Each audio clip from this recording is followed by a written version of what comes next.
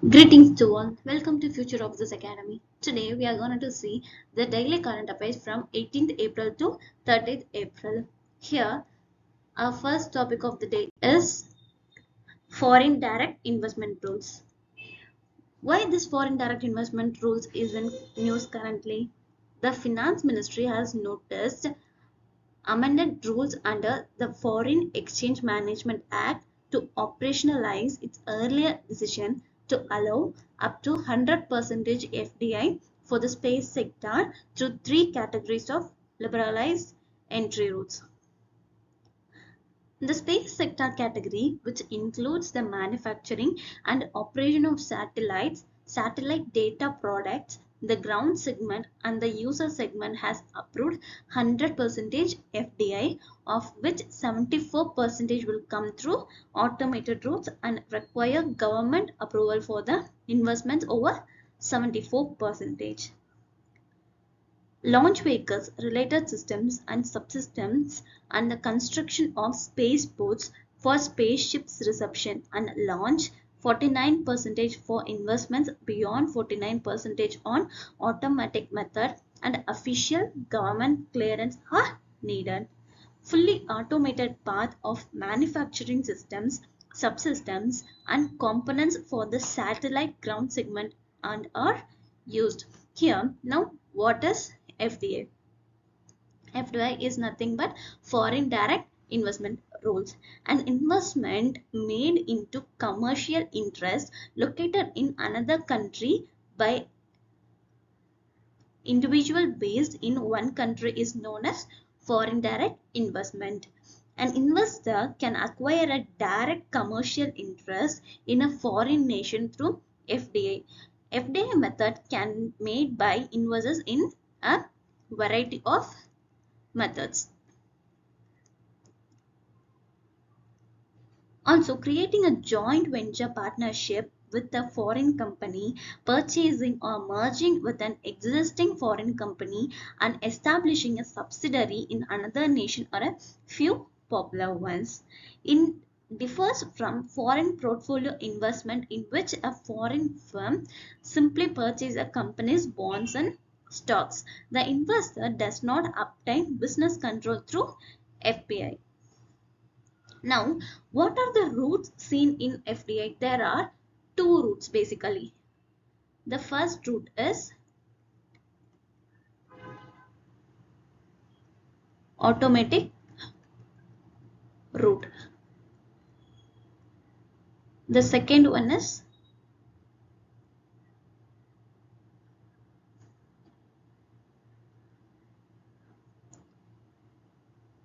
government route.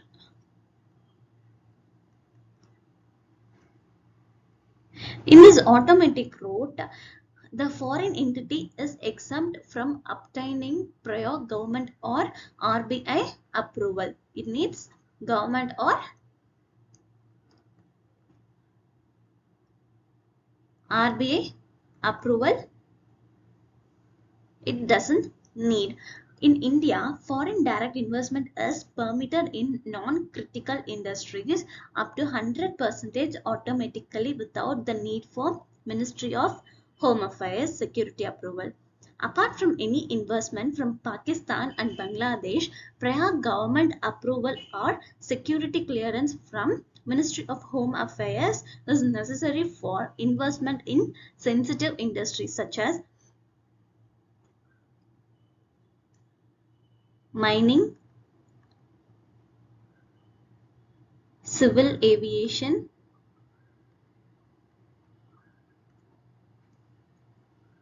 private security, security agencies, media, telecommunication, defense, and satellite. What are the government routes? The government route says that the foreign entity must obtain a government approval. It needs an government approval. Also, the applications that follow the approval process can be cleared through a single window with the help of foreign investment facilitation portal, in which foreign investment facilitation portal, that is FIFP. The Ministry of Commerce and Industry Department for Promotion of Industry and Internal Trade is in charge of running it. Now, next, what are the government actions done to boost the FDI? The Indian government has implemented several measures, including easing of foreign direct investment regulation in various industries, which includes defense, PSU, oil refineries, telecom, electricity exchanges, and stock exchanges.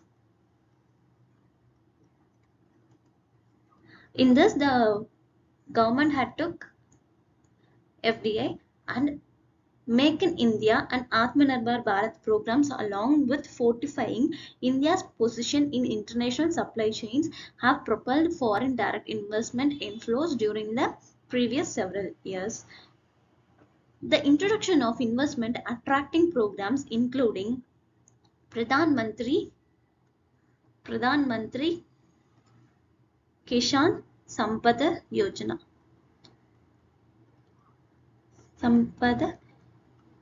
Yojana, the National Technical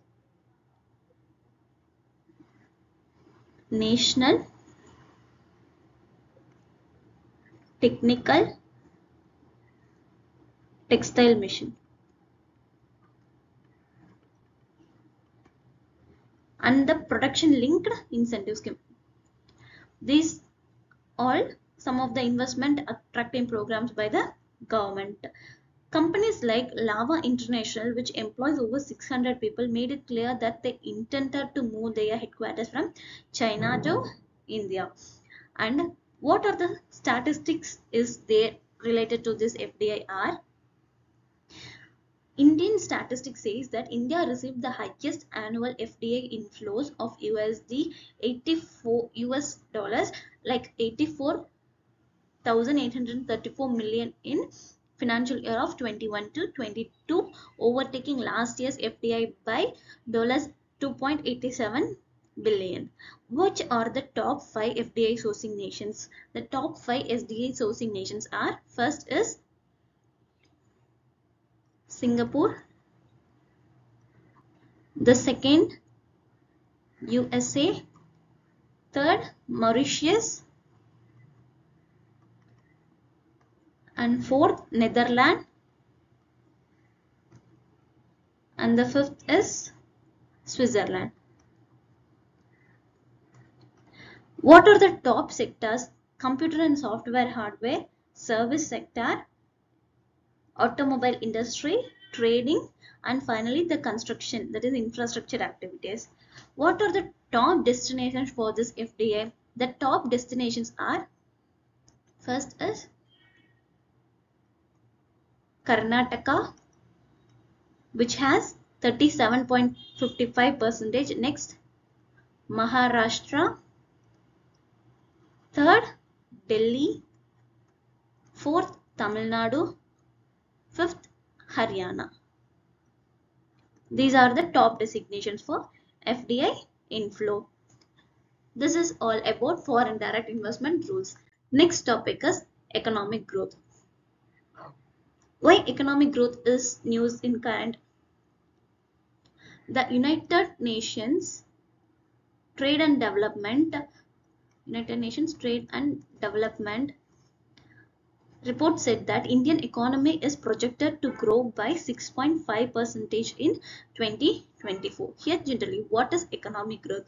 It is a rise in the production of products and services within a given time period relative to an prior period is known as economic growth. It can be calculated in real terms or in nominal terms. Although alternative metrics are occasionally employed, gross national product or gross domestic product is the traditional measure of aggregate economic growth.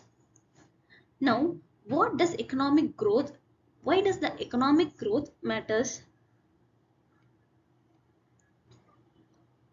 Governments want to create an economic growth because, to put it simply, it means more than it will be available to more people, but it gives more beyond money, product and services. There is also a factor of politics. It matters how economic expansion, how the economic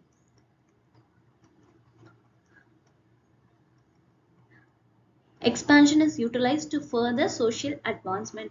Also, the World Institute for Development Economic Study at UNU has performed a study for 10 years and found that the majority of countries that have shown success in reducing poverty and increasing access to public goods have based on the progress of strong economic growth. Growth cannot be sustained if advantages are restricted to a select few. The next topic is volcanoes. Generally, we know what is volcanoes. A volcano is a fissure in the crust of the earth through which eruptions can release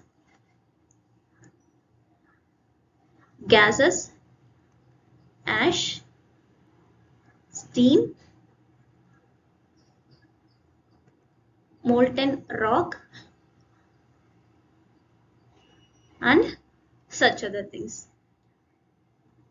These vents or openings are found in portions of the crust area where the rock layers are not as strong. One illustration of endogenic processes, volcanoic activity. Different landforms such as plateau or mountain might arise depending on the explosive nature of volcano.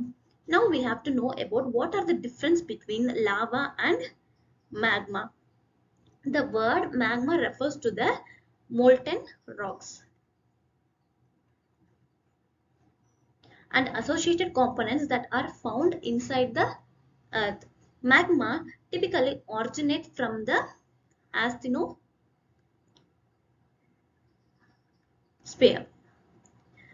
a weaker region of the mantle. The term lava refers to the magma that emerged from the volcano's vent and reached the Earth's surface. As a result, lava is nothing more than the Earth's surface magma. Volcanism is the process by which material that is solid, liquid, or gaseous escapes from the Earth's interior and reaches the surface. What are the types of volcanoes seen? There are different types of volcanoes. First is a shield volcano.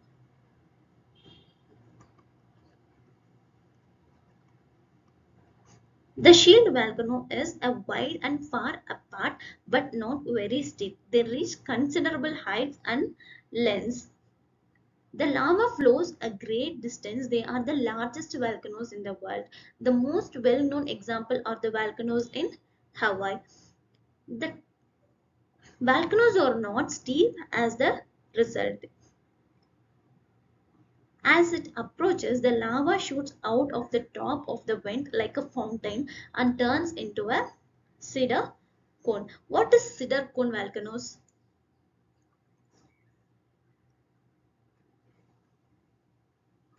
Cinder cone volcanoes.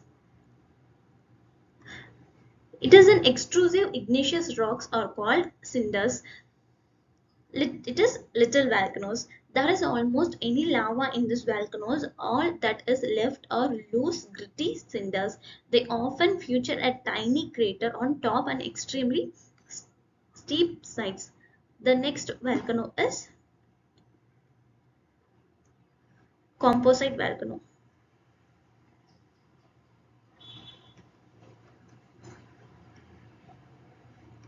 The composite volcano is a form of cone shaped with occasionally tiny craters in the tops and somewhat steep sides.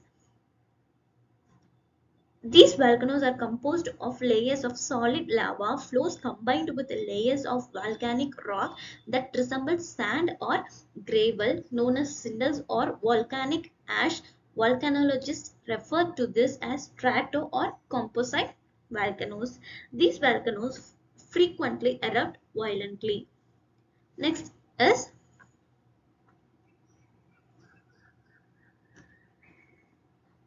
caldera. The volcanoes on Earth, these are most explosive. When they erupt, they usually collapse on themselves rather than creating large buildings. Calderas are the collapse depressions. Their crater is tiny, steep-side volcanic depression that is carved out by an eruptive plume, whereas the caldera is the vast depression created by a collapse following a large-scale eruption. Next is flood basalt province. This is a long flowing, extremely fluid lava flows from these volcanoes, currently encompassing the majority of the Maharashtra plateau. The Deccan Traps in India constitute a significantly large province of flood blast. The next is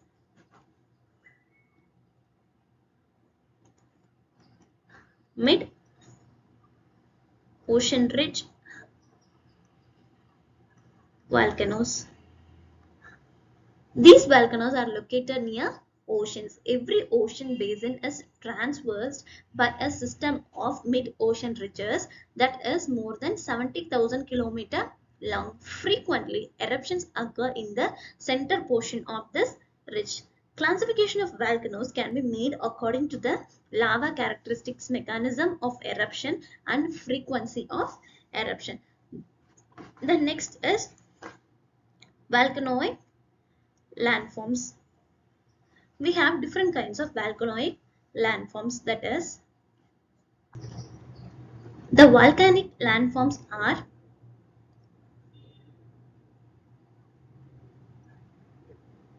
batholiths,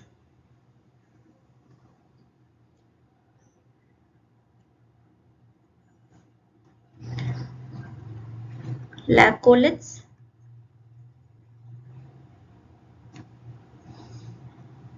lapoliths,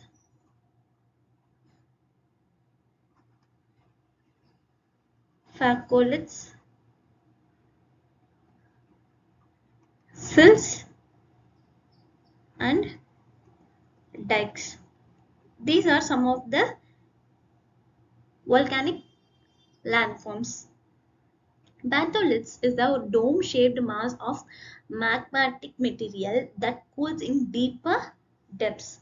Lacoliths is an invasive dome-shaped structure with a level of foundation and a conduit that resembles a pipe coming from below. Lapoliths is a saucer-shaped concave to sky.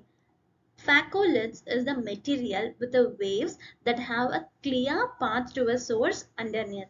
Sills is an intrusive igneous rock masses that are almost horizontal, while thicker horizontal deposits are referred to as sills. Thinner ones are called sheets. So it is sills or sheets. Dikes is a lava spews out of fissure and cracks, solidifying nearly perpendicular to the ground to produce dikes which resembles walls. Now we'll see about the distribution of volcanoes. Most of the volcanoes in the world are found in three well-defined belts. Which belts are those are? The first one is the Circum-Pacific Belt.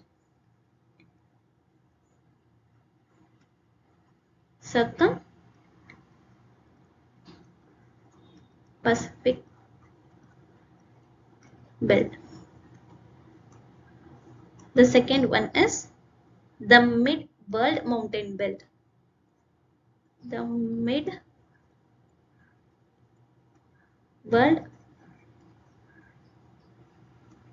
Mountain Belt. The third one is the African Rift Valley Belt. These are all about the volcanoes. The next topic is cloud seeding. The cloud seeding is a technique used to alter the weather. Artificial rain, also known as cloud seeding, involves putting materials into clouds to cause a precipitation. Common agents used such as for this precipitation is solid carbon dioxide, which is dry ice, or silver iodide. Particles of silver iodide act as a synthetic condensation nuclei, encouraging the development of water droplets. Particles can be dispersed from above by aeroplanes or shot into the sky by massive guns. This cutting-edge method, which seeks to increase rainfall, is essential for a number of uses, including managing water resources and agriculture training. Here, what is artificial rain? Cloud seeding is another name for artificial rain. It is a method of modifying the weather to bring about or intensify precipitation. This procedure is adding specific materials, often known as cloud seeding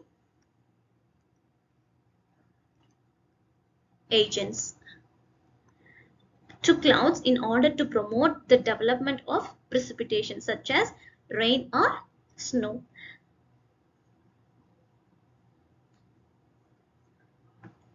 What are the co-impact of artificial rain and cloud seeding?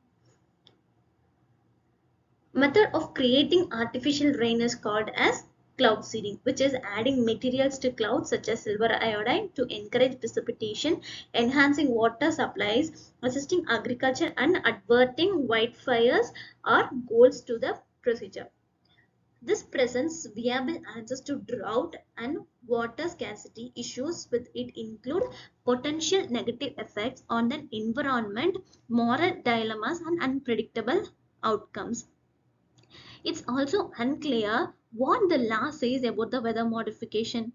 Notwithstanding these difficulties, further study is necessary to evaluate the efficacy and long-term effects of cloud seeding, achieving a compromise between mitigating potential hazards and resolving water-related concerns. What are the process for this artificial rain? There are some process. The first one is cloud identifying.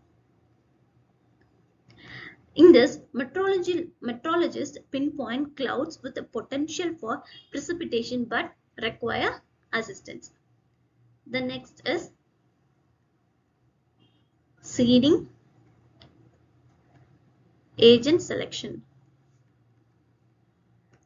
Here, the common agents like silver iodide or dry ice are chosen to act as nuclei for water droplet formation. The third is agent dispersion methods. These are dispersed through aircraft. Flares releases seeding agents from overhead ground-based generators, cannons, or generators release agents into the atmosphere. And the fourth is nucleation and cloud enhancement. Seeding agents serve as nuclei, promoting the formation of ice crystals of water droplets within the clouds.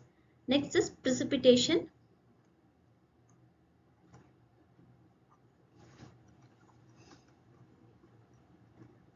Precipitation initiation.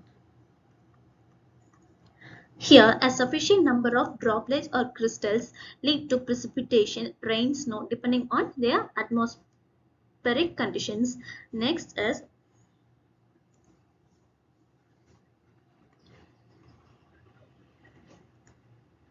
monitoring weather conditions.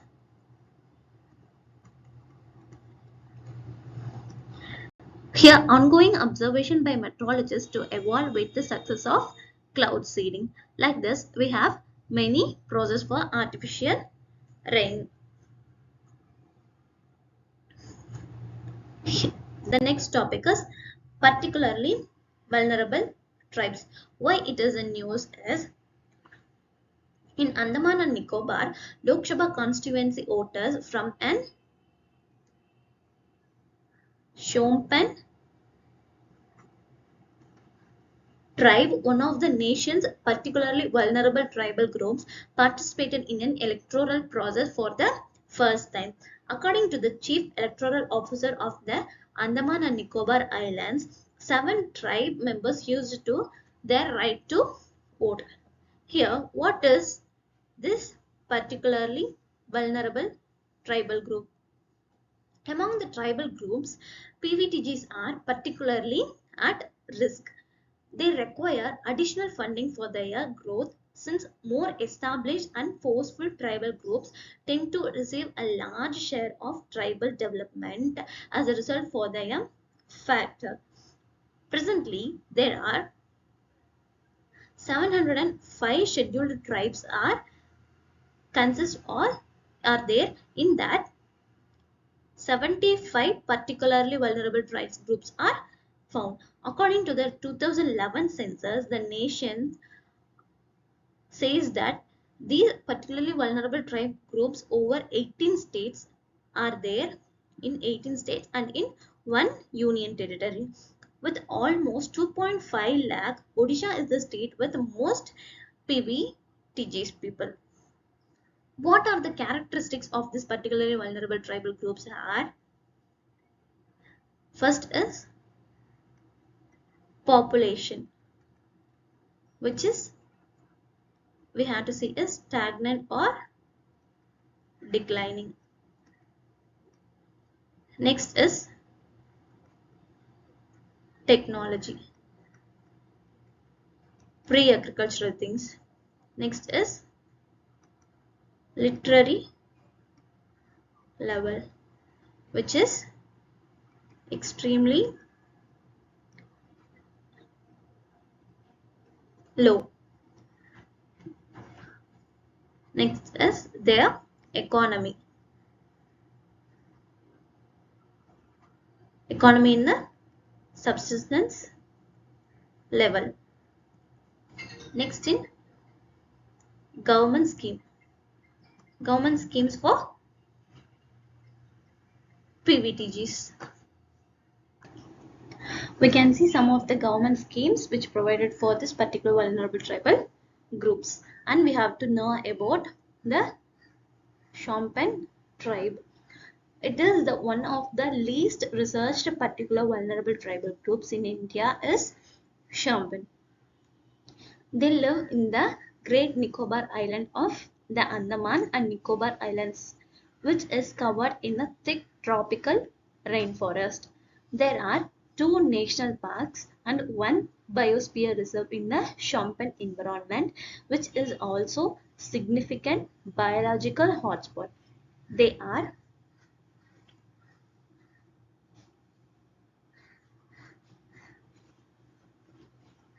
Campbell Bay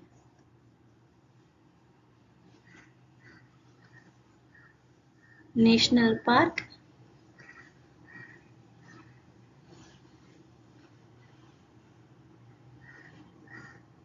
Galathi National Park, and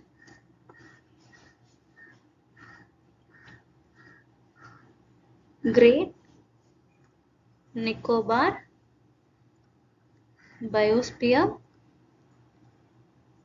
Reserve. In 2011 census, it projected that there are 229 Sompen. The previous number of Sompen remains unknown to this day. They are semi-nomadic, hunter-gatherer people whose primarily means of subsistence including fishing, hunting, and some major horticulture pursuits. They used to hunt wild pigs, monitor lizards, crocodiles, and turtles, among other things. These are about this particular vulnerable tribe, Champagne. The next topic is Anganwadi. Anganwadi is an Indian term for a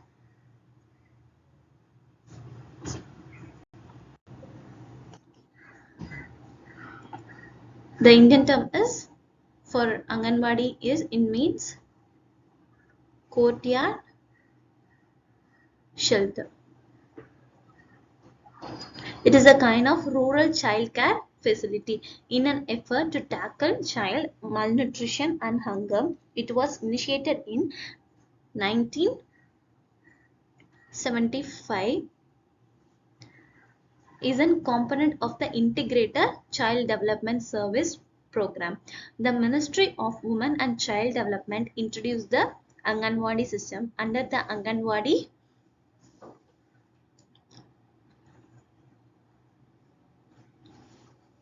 service scheme.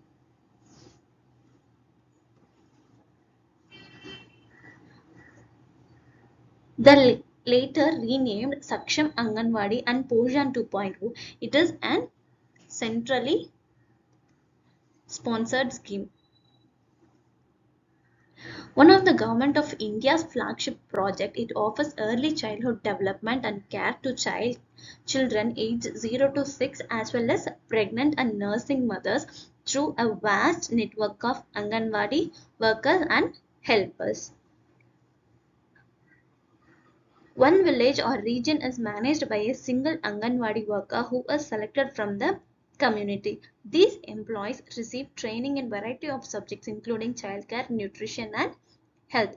13 lakh of 14 lakhs Anganwadis that have been sanctioned nationwide are still in operation as of 2018 Feb. Now, what are the services provided by the Anganwadi workers? It includes the public healthcare system in India, also the provisions of contraceptive guidance and supplies, supplemental nutrition, non-formal preschool education, nutrition and health education, vaccinations and health examinations are the healthcare activities done by the Anganwadi workers. These centers may also use to depots for oral rehydration, salts and basic medicines. Why this Anganwadi is important of in India? Healthcare accessibility and affordability is the main thing. Next, creation of social networks within the community, also to provide a nutritional support, to deliver a government program access, also for awareness and counseling. Next, for poverty elevation, and finally for the women's empowerment. We can find there are some of the government initiatives for this Anganwadis. The first one is collaboration with MG Narega. The government, in collaboration with MG Narega, is undertaking the construction of 400,000 Anganwadi centers nationwide as a part of Integrated Child Development Services scheme. Next one is digitalization of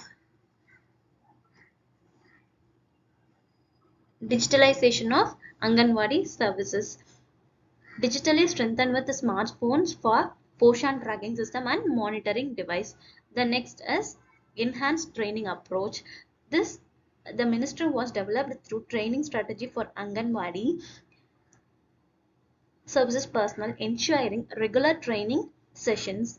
The training also covers the establishment of dynamic Anganwadi centers and the effective execution of early childhood care and education activities. The next topic is missiles. Why missiles in news? India delivers a first batch of BrahMos supersonic missiles to Philippines. To get to know more about missiles, you can refer our hot topic of the year day 1 video. In that we have explained the detail about the missiles. We'll give that link in our description. You can watch those videos for missiles. The next topic is Insurance Regulatory and Development Authority. It is a concerning the India's Insurance Regulatory Development Authority. It is an statutory organization established by Insurance Regulatory and Development Authority in 1999. This act of parliament to oversee and to promote the insurance industry in India as a whole. In accordance with the rules, it is also in charge of licensing and or registering intermediaries, reinsurance business and insurance. Now, what are the entities regulated by these Insurance Regulatory and Development Authority are life insurance companies, both public and private sector companies. Next, which is life insurance. The next is general insurance company, both public and private sector companies. Among them, there are some standalone health insurance companies which offer health insurance policies, that as reinsurance companies, agency channel intermediaries, which include are corporate agents, brokers, third party administrators, survivors and loss accessors. And we have some insurance sector in India. The insurance sector in India is one of the high-end industries that is expanding with an annual growth rate of 32 to 34%. India ranks 6th among emerging insurance markets globally for life insurance. There are 57 insurance companies in India insurance market. 24 of them specialize in life insurance, while remaining 34 are non-life insurance. The only other public sector life insurer is Life Insurance Corporation, that is LIC. Within the non-life insurance business, there are 6 public sector insurers. And we could find some of challenges of insurance sector in India. What are those challenges? India's insurance industry faces a number of obstacles that hinder its expansion. The first is low insurance penetration and awareness. The next is difficulties with distribution. Also, the regulatory restraints, fraud and mis-selling, then underwriting risk, competitive landscape, and macroeconomic factors. These are some of the challenges which seen by Indian insurance, and government have provided some of the schemes for this Insurance Regulatory and Development Authority. The first one is National Health Mission. Next is Ayushman Bharat. Next, Pradhan Mantri Jan Arogya Yojana. Next, Pradhan Mantri National Dialysis Program. Next, Janani Sishu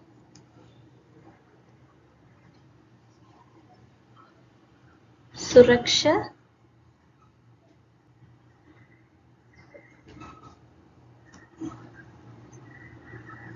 Karyakrama.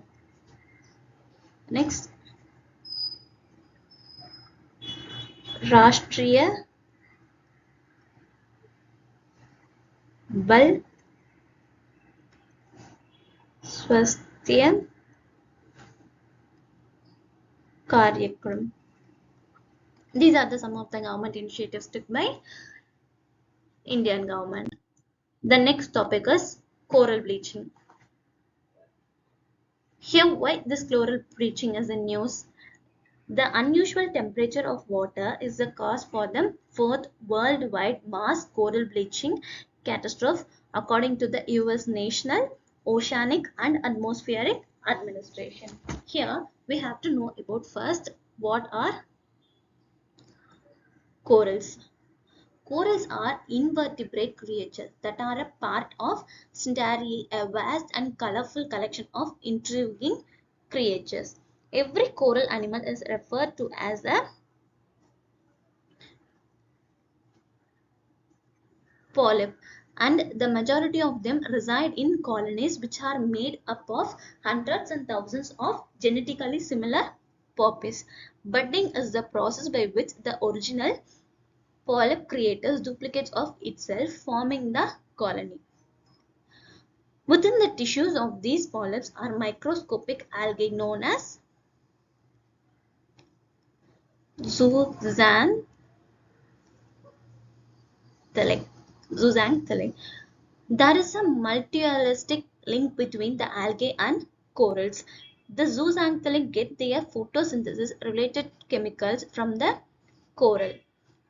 Corals' distinctive and executive colors are result of zooxanthellae, which also supply them with vital nutrients. Hard coral and soft coral are the two general categories of coral. Hard coral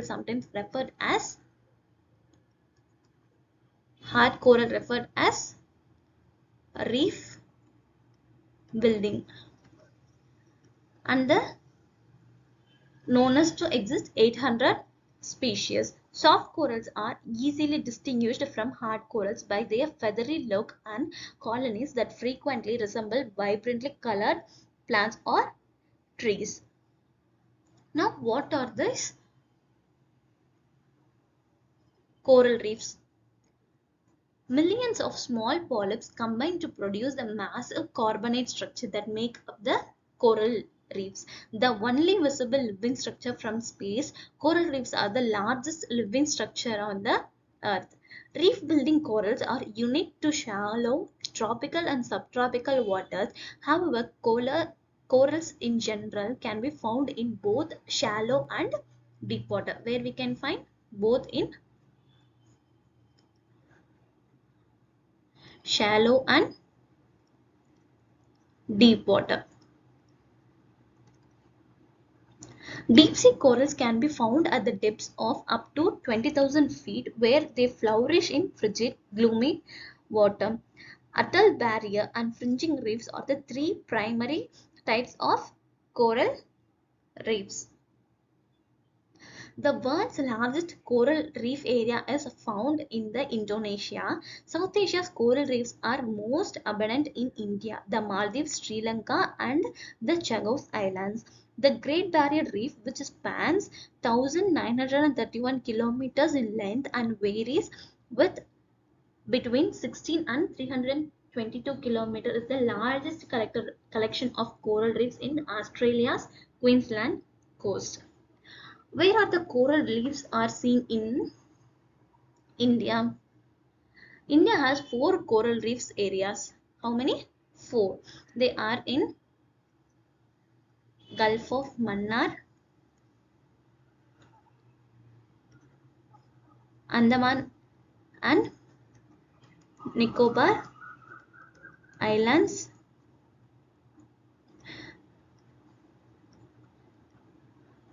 Lakshadweep Islands, and in the Gulf of Kutch. What are the causes for this coral bleaching? Some of the causes of coral bleaching are warm sea temperature, extreme low tides, ocean acidification, diseases, ocean pollution, sedimentation, anthropogenic threat, and predators. Why this coral reef is important? It is important for things such as marine diversity, tourism, fishing, coastal protection. In marine diversity, the coral reefs have many species of marine organisms that depend on them for food, shelter, and reproduction. Healthy corals support thriving marine life, but unhealthy corals can lead to loss of marine life, which will turn disrupt to the food chain. For tourism, healthy coral reefs are attractive for tourism destinations, and bleaching can affect local economy negatively. The fishing communities are dependent on corals for seasonal migrations of fish species. Unhealthy corals will lead to decrease in fishing activities, impacting economic activities. Also, for coastline protection, coral reefs protect coastlines by absorbing constant wave energy from the ocean, thereby protecting people living near the coast from increased storm damage, erosion, and flooding. What are the global initiatives taken to protect these coral reefs? International Year of the Reef is the first one to protect this coral reef. Next is ecological or biological significant areas, sustainable ocean initiative, also then UN Environment Global Coral Reef Partnership. Next is International Coral Reef Initiative. Next, Reef Resilience Network, Global Coral Reef Monitoring Network, then Oceanic Biogeographic Information System. Next, Global Ocean Acidification Observing Network. Next is Ramsar Conservation. Next is Coral Triangle Initiative. These are some of the initiatives taken globally. The next topic is types of taxes. We have to know about. First is what is tax. The Indian government levies various taxes on workers' income and business profits that drive up to cost of certain goods and services. The government taxes its citizens to generate revenue for business ventures that will improve the country's economy and standard of living. The foundation of our country's right to taxation is Indian Constitution, which grants the state and central governments equal to the power to impose various taxes in India. Now we have to know about what are the types of taxes seen in India. In India, we have many types of taxes such as direct tax, indirect tax,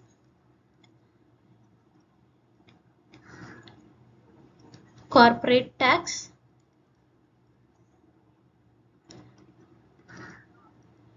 minimum, alternate tax,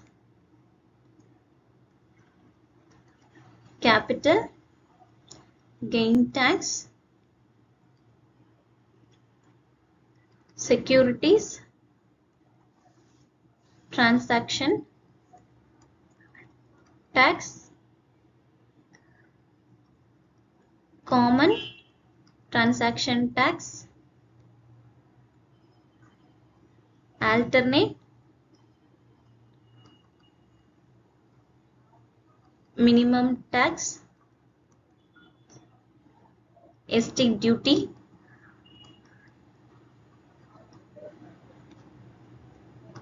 wealth tax,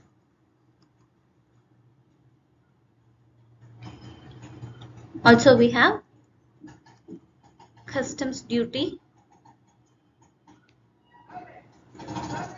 sales tax, service tax,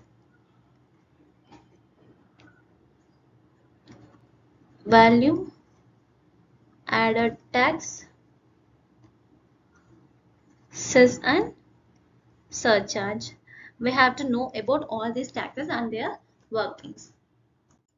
The next is the Medical Termination of Pregnancy Act. Why this Medical Termination Pregnancy of Act is in news?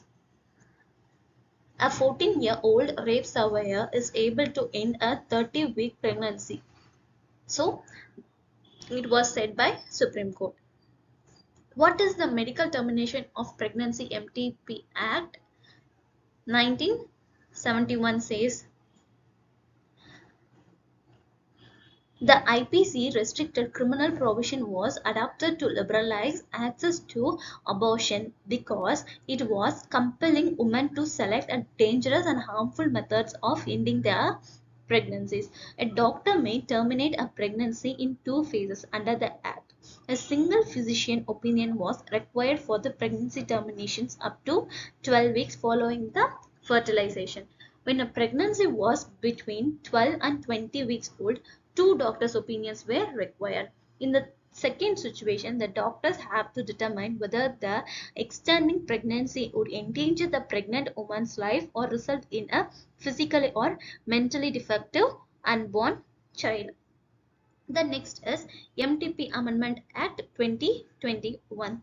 It says that pregnancies up to 20 weeks, the law permitted terminations based on the recommendations of one doctor. Two doctors' opinions are required under the modified law pregnancies between 20 to 24 weeks. A new medical termination of pregnancy amendment rules 2021, which outlined the circumstance that establish the eligibility requirements for a pregnancy termination up to 24 weeks, have been released by the government. Several groups of women, such as survivors of sexual assault, rape, or incest, minors, etc., will be able to request a pregnancy termination for a maximum of 24 weeks according to the modified state and the MTP Amendment Act 2021. A medical board must be established in approved facilities after 24 weeks, and it can only allow or deny termination of pregnancy in the event that there is a significant fetal abnormality. Now we have to know what are the rights of the unborn child in this. In the previous case, the Chief Justice of India led bench wavered between declaring that a woman's right must trump and emphasizing the importance of balancing out the rights of unborn child. Although courts have interpreted the MTP Act broadly, India is a new country where abortion is permitted only if the threshold of fertile viability is met. Up until the time of fertile viability, abortion is protected by the Constitution according to the Constitution. In 1973, fertile viability was estimated to be 28 weeks. However, with advances in science, this can be lowered to 23 to 24 weeks. Pregnant women may also be granted a reprieve from the health penalty under Section 416 of the CPRC. The legal framework in India on reproductive rights leans more in favor of the woman's ability to make her own decision than it does for the rights of an unborn child. Laws pertaining to succession and those that forbid the sex determination of fetus have been based on the rights of unborn child. This was about the Medical Termination of Pregnancy Act. Next, the topic is about the methane emission. Why this methane emission is in news? Vietnam's paddy farmers use a novel irrigation technique called alternate wetting drying to lower methane emissions. What are the overview about this methane emission? Nearly 120 million tons of methane were released from fossil sources in 2023. 10 million more tons of methane emissions were caused by bioenergy, mostly from the usage of biomass since 2019. This level has remained unchanged. What are the growth of major methane events? From 2020 to 2023, there was a more than 50% of rise of major temperature methane emission events seen. Now we have to know about what is methane. With one carbon atom and four hydrogen atom, methane is the most basic hydrocarbon. It is the main ingredient in the natural gas and has the following important properties such as tasteless, colorless and odorless gas, less dense than air. It burns with a blue flame when fully burned, producing water H2O and carbon dioxide when oxygen is present. The part played by a global warming. After carbon dioxide, methane is the second most significant greenhouse gas. It is the powerful greenhouse gas with 20-year global warming potential of 84, meaning that over the time it traps 84 times. Methane is classified as a short-lived greenhouse gas because in contrast, it has shorter atmospheric lifetime. Ground-level ozone is also formed in part of methane. What are the major sources for this methane emission? We have some natural sources. Because of anaerobic decomposition of organic matter occurs in wetlands, both natural and artificial wetlands are important source for methane emission. First one is natural source. Next is agricultural activities. In agricultural activities, methane is released from growing paddy fields because of anaerobic conditions in flooded rice paddies. Methane is produced as a consequence of enteric fermentation of animal excrement from cattle and other livestock. Next is combustion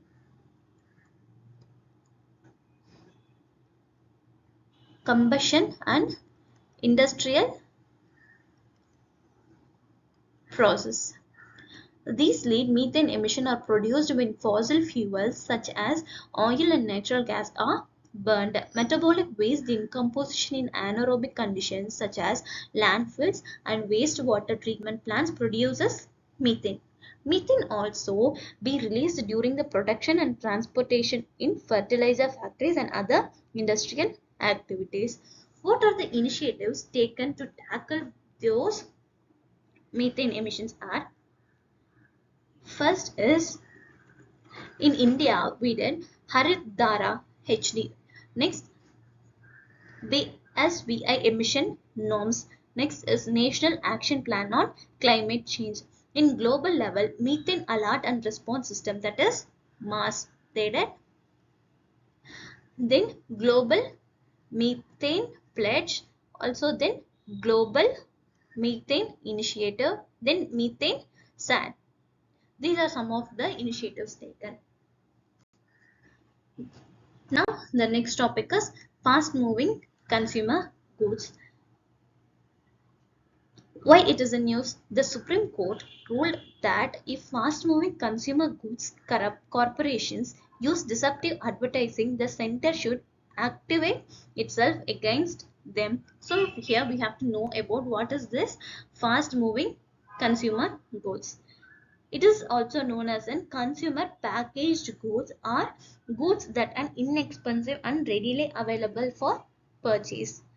It is distinguished by rapid inventory turnover, high volume sales, and a wide range of products that meet customer demands. These products include cheap domestic goods, food and drink, toiletries, cleaning supplies, and other necessities for daily living. Because they are perishable, like meat, dairy items, and baked goods, or have high consumer demand, like soft drinks and confections. These have a limited shelf life. What is the fast moving consumer goods industry is in India says it. In terms of size, this industry ranks fourth in Indian economy. Rural India generated more than 35% of the total annual income. With the urban sector accounting, we have 60. In urban sector, we have 65% of the total. 50% of the industry sales are made up of household and personal care products. 31 to 32% is on healthcare claims. 18 to 19% are made up of food and beverage products. These are about the fast moving consumer goods. The next is NABARD. What is NABARD? Why it is in news? In order to meet India's demand for green funding, NABARD releases its climate strategy for 2030. Here we have to know about is what is NABARD. NABARD is the development bank that is primarily targets nations' rural areas. It is the premier banking organization for financing rural and agricultural development. The financial hub of the nation is Mumbai. It is in charge of overseeing the growth of cottage industries, small business, and other initiatives related to rural or village life. What are the functions of NABARD? NABARD activities which fall in three main categories, which is financial, development, and supervision, are designed to create an empowered and financial inclusive rural India. And how does this NABARD got transformed? The NABARD Amendment Bill 2017 passed in 2018. This Amendment Act enabled the Union government to increase authorized capital of NABARD. The bill allows the central government to increase the capital. Also, transfer of RBI share to central government. The next is micro, small, and medium enterprises. Under this, NABARD was responsible for providing credit and other facilities to industries having an investment of up to 20 lakh in machinery and the plant. The bill extends this to apply enterprises with investment up to rupees 10 crore in the manufacturing sector. Also, the bill extends these provisions to the micro, small, and medium enterprises. Now, what are the structures of governance of NABARD are? In this, we have the chairperson, 3 directorates from amongst the experts: rural economics, rural development, village and cottage industries, small scale industries, or persons having experience in working of cooperative banks, regional rural banks, or commercial banks, or any matter with special knowledge or professional experience with considered by the central government as useful to the national banks. Also, it has 3 directors from out of directors of the Reserve Bank, 4 directors from amongst officials of the state government, also the managing director. The chairperson and other directors elected once by shareholders and officials of the central government shall be appointed by the central government in consultation with the RBI. These are the things about the NABARD. The next topic is human-animal conflict.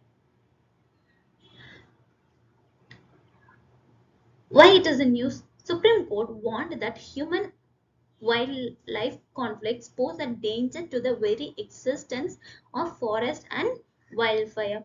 Here we have to know about what is human animal conflicts and what about it. When human endeavors like resource extraction, infrastructure, construction, or agricultural clash with wild animals, it can have detrimental effects on both people and animals. This is known as human-animal conflict. Here, by this, we could have economic losses, threats to human safety, ecological damage, conservation challenges, and psychological impacts. Here, there are some strategies which to be implemented to mitigate the human-animal conflict. The first one is habitual management. The need for wildlife to encroach on human settlements in search of food and shelter, natural habitat should be preserved and restored. Next, crop protection measures. Farmers' financial losses can be minimized by implementing strategies including crop diversification, scare divers, and fencing to protect their crops from wildlife damage. The next is early warning system.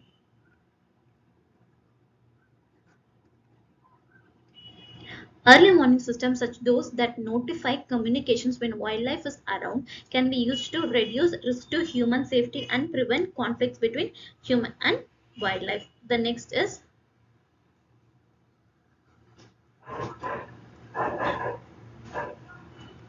community engagement and education. Next is conflict resolution mechanism. Here we have some of the government measures to tackle human animal conflict. The first one is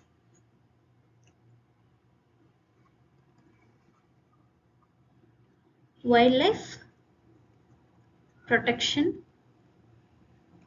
Act 1972. Next,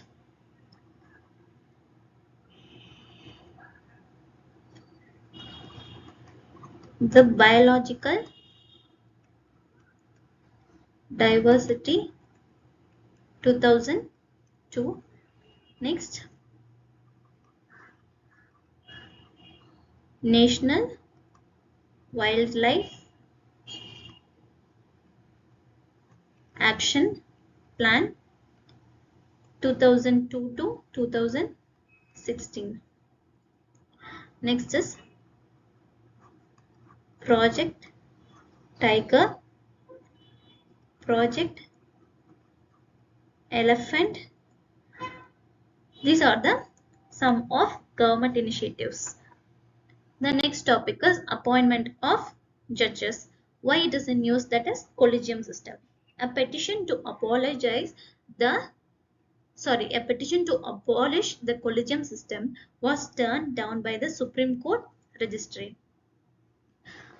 How the collegium system is seen in the Indian judiciary. The Supreme Court and High Court use the collegium system for the appointment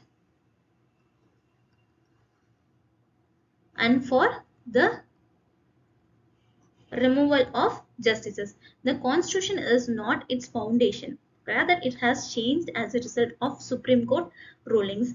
The appointment and transfer of judges is recommended by the Chief Justice of India and four senior most Supreme Court judges under the current arrangement. In the meanwhile, the Chief Justice of the court and the two most senior judges serve as the leaders of the High Court collegium. The government may also object to collegium decisions and request further information, but if the collegium selects the same candidates again, the government will force to appoint them. Now, what is the constitutional province for this judicial appointments? We have Article 124. It says that judges of Supreme Court and the High Court that the President deems essential should be consulted before any Supreme Court judges are nominated. With the exception of their own nominations, the CJI must be consulted. Judges of the High Court ought to be appointed by the President following discussions with the State Governor and the Chief Justice. Consultation should also taken place with the Chief Justice of the relevant of High Court. Here, why collegium system is criticized, we have to know about that. Some of the criticism against collegium system is about, first one is the lack of transparency. Next is judicial vacancies, the charges of nepotism, also against the system of checks and balances, also the lack of representation of women, and the continuous transfer of judges. What steps have been taken to improve these judicial appointments? 99th Constitutional Amendment Act 2014 says it provided the National Judicial Commission to replace the collegium system for the appointment of judges. Also, the Memorandum of Procedure is the list of rules procedures for appointment of judges to the Supreme Court.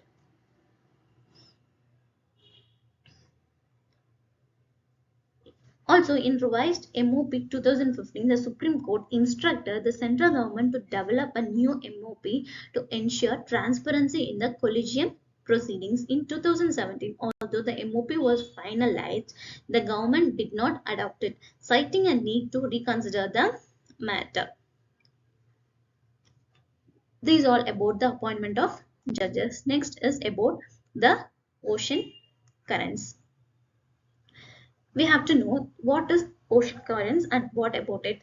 Ocean currents are a continuous, predictable, directional movement of seawater. It is a massive movement of ocean water that is caused and influenced by various forces. They are like river flows in ocean. Ocean water moves in two directions, horizontal and vertical. Horizontal movements are referred to as currents, while vertical changes are called upwellings or downwellings. Now we have to know about the factors influencing the ocean current. Some of the factors which influence ocean current are, first is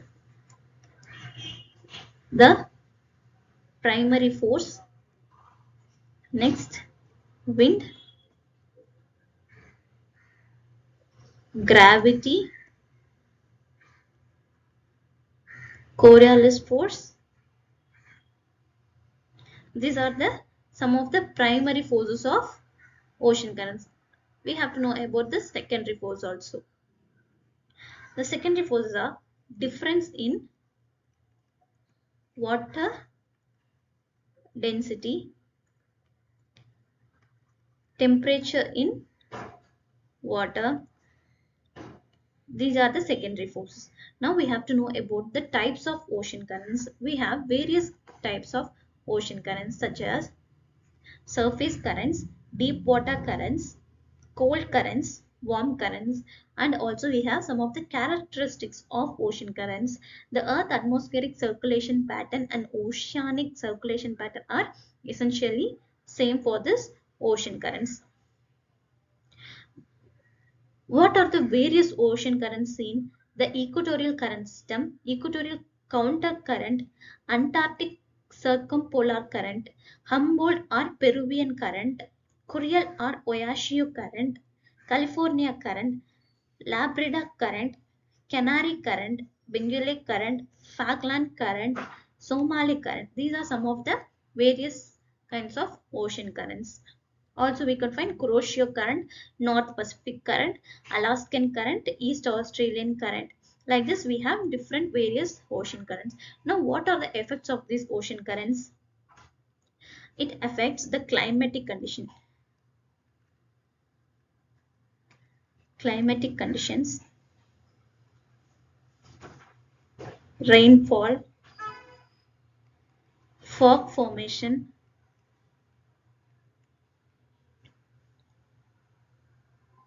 creates fishing zone, trade and commerce,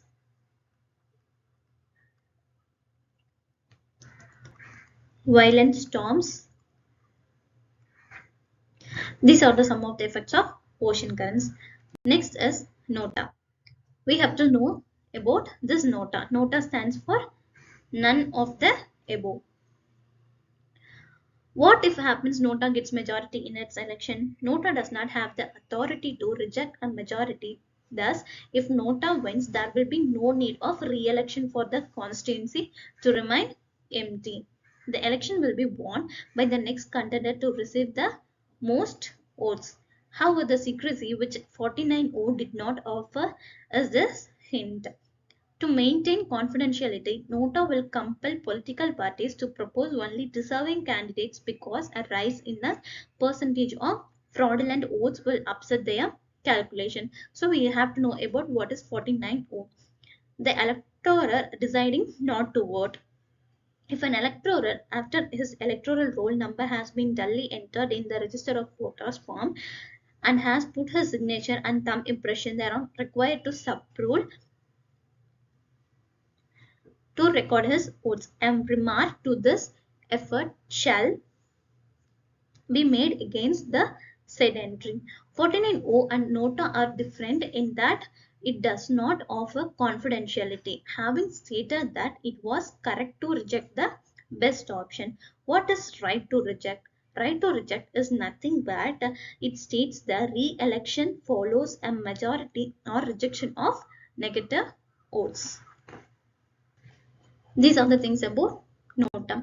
Next is digital lending. What do we know about this digital lending is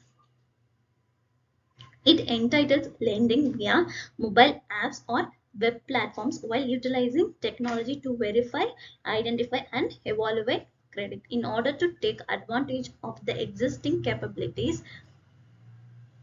in traditional lending, banks have developed their own independent digital lending platforms to enter digital lending market. Here there are some of the significant for this digital lending. First is financial inclusion. Next is reduce borrowing from informal channels. Next is time saving. These are some of the significance of this digital lending. Now you have to know some of the guidelines of this, also the RBI's new purview of digital lending. The next is State of Climate in Asia 2023 report.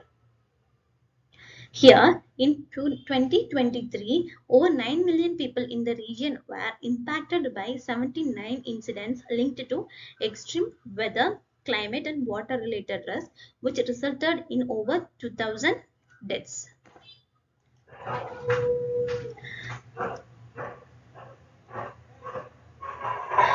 There are only fewer reported disasters incidents in this region in 2023 than there was in 2022. The mean temperature over Asia is seen. It reached its second highest level ever in 2023, rising by 0.91 degree Celsius during the 1991 to 2020 reference period. In 2023, there was instance of extremely high temperature in many areas of the region. It was warmest summer on record in Japan. What are the initiatives related to this climate change have been done? First, India did